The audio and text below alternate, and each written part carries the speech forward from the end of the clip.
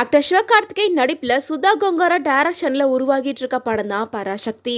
இந்த படத்தில் சிவகார்த்திகேயன் கூட சேர்ந்து ஆக்டர் அதர்வா, ஜெயம் ரவி, ஸ்ரீலீலா உள்ளிட்டோர் முக்கியமான கேரக்டரில் நடிச்சிட்டு இருக்காங்க. ரீசெண்டாக தான் சிவகார்த்திகேயனோட பர்த்டே சார்பாக இந்த படத்தோட பிடிஎஸ் வீடியோவை ஷேர் பண்ணியிருந்தாங்க. அதை தொடர்ந்து சிவகார்த்திகேயனோட பர்த்டே செலிப்ரேஷன் வீடியோவையும் ஷேர் பண்ணியிருந்தாங்க.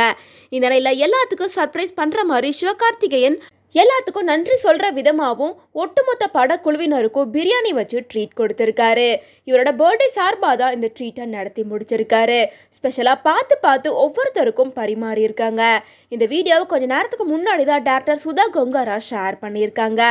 டைரக்டர் சுதா கொங்காரா இறுதி சுற்று அண்ட் சூரரை போற்று போன்ற சக்ஸஸ்ஃபுல்லான மூவியை கொடுத்துருக்காங்க. எப்பவுமே அவங்க மூவியில் ஒரு ஸ்ட்ராங்கான கண்டென்ட் இருக்கதா செய்யும். அதே போல தான் இந்த படத்துல சிவகார்த்திகேயனை வச்சு ஒரு ஸ்ட்ராங்கான கேரக்டரை உருவாக்கிட்டு வராங்க.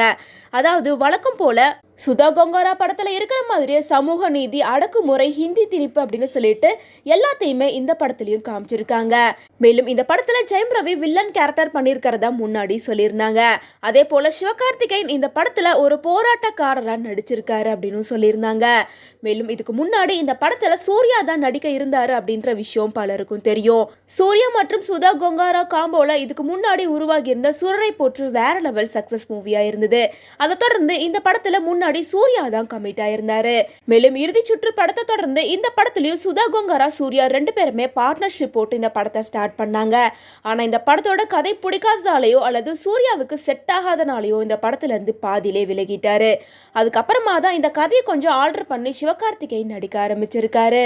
மேலும் சிவகார்த்திகேயன் இந்த படத்தை தொடர்ந்து ஏஆர் முருகதாஸ் டைரக்ஷன்ல அடுத்தபடியா மதராசி அப்படின்ற படத்துல நடிக்க இருக்காரு அப்படின்றதும் குறிப்பிடத்தக்கது.